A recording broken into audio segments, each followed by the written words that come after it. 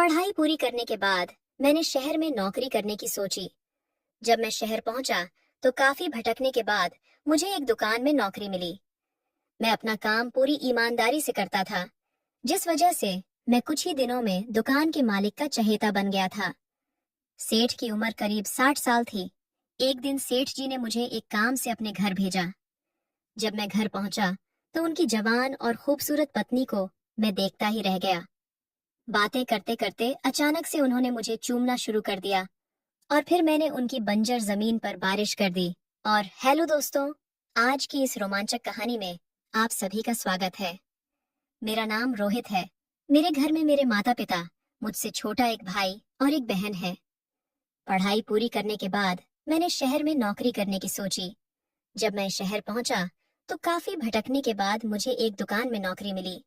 मैं अपना काम पूरी ईमानदारी से करता था, जिसके चलते कुछ ही दिनों में मैं उस दुकान के मालिक का चहीता बन गया था। मेरे सेठ की उम्र करीब 60 साल की थी और उनकी कोई औलाद नहीं थी। मैं बहुत ही ईमानदारी से काम करता था और सेठ जी को शिकायत का कोई मौका नहीं देता था। सेठ जी मुझसे बहुत ही खुश रहने लगे थे और वो मुझ पर बहुत भरोसा करते थे। सेठ जी को मुझ पर इतना भरोसा हो गया था कि अब वो अपने खास कामों के लिए भी मुझे ही हर जगह भेजने लगे थे। एक दिन सेठ जी ने मुझे एक ब्रीफ केस दिया और मुझसे बोला कि रोहित, इस ब्रीफ केस को मेरे घर पर दे आओ और हाँ, आराम से जाना, क्योंकि इस बैग में मेरे पूरे महीने की कमाई है। मैंने कहा, आप चिंता मत कीजिए सेठ जी, मैं इस ब्रीफ केस को सही सलामत आपके घर तक पहुंचा दूंगा। और इतना कहकर मैं उनके घर के लिए निकल पड़ा। जब मैं सेठ जी के घर पहुंचा और मैंने डोरबेल बजाई तो कुछ देर बाद दरवाजा खुला। जिसने दरवाजा खोला था उसे देखकर मैं हैरान रह गया। मैं अपने आने की वजह ही भूल गया। मैं उसे ही देखता रह गया।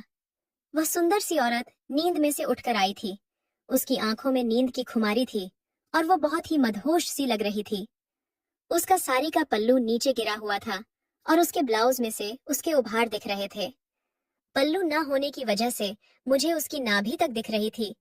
उसको देखकर मुझे यकीन ही नहीं हो रहा था कि एक औरत इतनी सुंदर भी हो सकती है।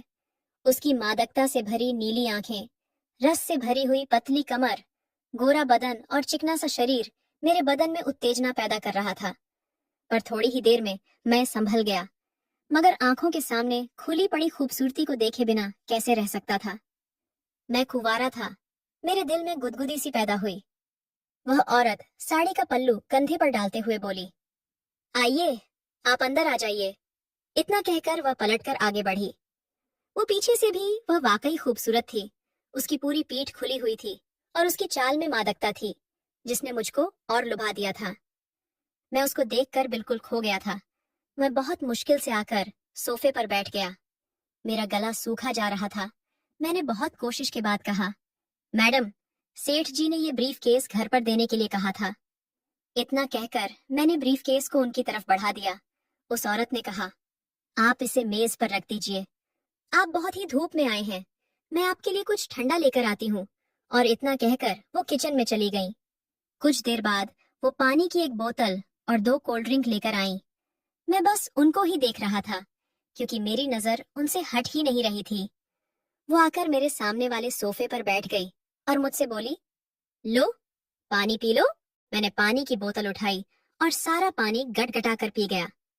वह औरत कोल्ड ड्रिंक की बोतल खोलने के लिए मेज के नीचे रखे ओपनर को लेने के लिए झुकी, तो फिर उसका पल्लू फिर से गिर गया और फिर से उसके गोरे उभार दिखने लग गए। मेरी नजर वहीं अटक गई। उस औरत ने ओपनर से बोतल खोली और मेरी तरफ बढ़ा दी। मैंने बोतल पकड़ी तो मेरी उंगलियां उस औरत की नाजुक उंगलियों से छू गईं। मुझको तो जैसे करंट सा लग गया। उस औरत के जादू और मादकता ने मुझको इस कदर घायल कर दिया था कि मैं खुद को काबू में ना रख सका और उस औरत यानी अपनी सेठानी से लिपट गया। जब उसने कोई विरोध नहीं किया तो मेरी हिम्मत और बढ़ गई और मैं उसको बेतहाशा चूमने लगा और धीरे धीरे वह भी मेरा साथ देने लगी। मैं उसको उठाकर कमरे में ले गया और बिस्तर पर लेटाकर उसके कपड़े निकालने लगा। फिर हम एक दूसरे के आगोश में खो गए और धीरे धीरे एक दूसरे में समा गए। जब हम शांत हुए तो मैं बाहर आया और वापस जाने लगा तो सेठानी ने मेरे गालों को चूम लिया। मैंने उससे पूछा कि सेठ जी तो इतने बूढ़े हैं और आप इतनी जवान कैसे हैं? तो उसने बताया, मैं इस सेठ की दूसरी पत्नी हूँ। सेठ जी की पहली शादी मेरी बड़ी बहन से हुई थी और जब एक दुर्घटना में मेरी बड़ी बहन की मौत हो गई तो मेरे घर वालों ने मेरी शादी इनसे कर दी। मैं सोचने लगा कि सेठ तो वैसे ही बहुत बूढ़ा है। अगर मैं सेठानी को ऐसे ही खुश रखूंगा तो सेठ के मरने के बाद ये सारी दौलत मेरी हो जाएगी। ये सोचते सोचते मैं खुश होकर वापस दुकान पर आ गया। इसके बाद मेरा सेठ मुझे रोजाना दोपहर को अपने घर ब्रीफ केस देकर भेजता था। मैं मालकिन को ब्रीफ केस सौंपता और उसके साथ खुशी खुशी हम बिस्तरी करता था और बाद में कुछ खा पीकर दुकान पर लौट आता था। हमारे बीच सब अच्छा चल रहा था और सेठ जी को भी हम पर किसी तरह का कोई शक नहीं था। समय धीरे धीरे बीतता गया और इस तरह 5 महीने बीत गए। एक दोपहर को मैं ब्रीफ केस लेकर सेठ जी के घर आया और डोरबेल बजाई, पर घर का दरवाजा नहीं खुला। पहले ऐसा कभी नहीं हुआ था। मैं जैसे ही घंटी बजाता था वैसे ही मालकिन तुरंत दरवाजा खोल देती थी। मैं बाहर धूप में खड़े खड़े घंटी बजाता रहा और 5 मिनट के बाद दरवाजा खुला। पर जैसे ही दरवाजा खुला, सामने का नजारा देखकर मैं हैरान रह गया। दरवाजे पर मेरी सेठानी खड़ी थी, पर आज वह एक अलग ही रूप में थी। उनका ये रूप मैंने आज से पहले कभी नहीं देखा था। उनका ये रूप देखकर मैं दंग रह गया था। आज मेरी सेठानी बिल्कुल घरेलू औरत बनी खड़ी थी। उन्होंने एक सभ्य महिला की तरह साड़ी पहनी हुई थी और सिर पर पल्लू रखा हुआ था, जबकि पहले वो ऐसे नहीं रहती थी। मैं समझ नहीं पा रहा था कि आज उन्हें क्या हुआ है। मैंने उन्हें ब्रीफ केस पकड़ा दिया। उन्होंने ब्रीफ केस ले भी लिया, पर आज उन्होंने मुझे अंदर आने के लिए नहीं कहा। अब मेरा दिमाग चकरा गया। उन्होंने जैसे ही दरवाजा बंद करने की कोशिश की, वैसे ही मैंने उनका हाथ पकड़ लिया और कहा, आज तुम्हें क्या हो गया है वंदना? तुम ना तो मुझसे बात कर रही हो और ना ही मेरी तरफ देख रही हो। मैं इतनी धूप में तुमसे मिलने आया हूँ और तुमने मुझसे एक गिलास पानी तक नहीं पूछा है। हमारे बीच तो सब कुछ अच्छा चल रहा था ना, फिर ऐसा क्या हो गया है जो तुम मेरे मुंह पर दरवाजा बंद कर रही हो? इतना सब सुनकर वो रोने लगी और बोली, रोहित, मुझे माफ कर दो। अब मैं तुम्हारे साथ और हम बिस्तरी नहीं कर सकती। हमारे संबंध बनाने की बात सेठ जी तक पहुंच गई है। वो हमें रंगे हाथ पकड़ना चाहते हैं और उसके बाद वो हम दोनों की जिंदगी बर्बाद कर देंगे। हमारी भलाई अब इसी में है कि हम चुपचाप अलग हो जाएं। आज के बाद तुम कभी इस घर में मत आना। और इतना कहकर सेठानी ने मेरे मुंह पर दरवाजा बंद कर दिया। मैं मानो किसी खाई में गिर गया था। मेरी आंखों के सामने मेरा सब कुछ लुट गया था।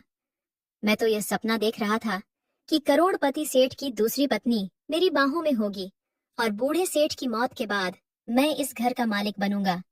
मगर मेरा सपना ताश के पत्तों के महल की तरह तेज हवा से उड़ गया। मुझे अब ये डर भी सता रहा था कि कहीं सेठ मुझे नौकरी से तो नहीं निकाल देगा। मेरे मन में ये भी आ रहा था कि अगर सेठ ज्यादा गुस्से में होगा तो हो सकता है कि वो मुझे पुलिस के हवाले भी कर दे। मैं यही सब सोचकर दुकान की ओर चल दिया, लेकिन समय ऐसे ही गुजरता रहा और जब सेठ ने इस बारे में मुझसे कोई बात नहीं की, तब जाकर मेरे मन को राहत मिली। मैंने सब भूलकर फिर से उसी ईमानदारी से काम करने लगा। पर कुछ दिनों बाद मुझे पता चला कि सेठानी प्रेग्नेंट है। अब तो मेरे गुस्से का कोई ठिकाना ही नहीं था। मुझको सब समझ आ गया था कि सेठानी ने सिर्फ मेरा इस्तेमाल किया है। सेठ अब इस उम्र में नहीं है कि उसे बच्चा दे पाए, इसलिए सेठानी ने ये सारा नाटक मुझसे बच्चा लेने के लिए किया था। मैं गुस्से से सेठानी के पास पहुंचा और जोर जोर से डोरबेल बजाने लगा। सेठानी ने जैसे ही दरवाजा, वैसे ही मैंने उसे एक थप्पड़ लगा दिया। मैंने गुस्से भरी आवाज में कहा, तूने ये सारा नाटक प्रेग्नेंट होने के लिए किया था ना?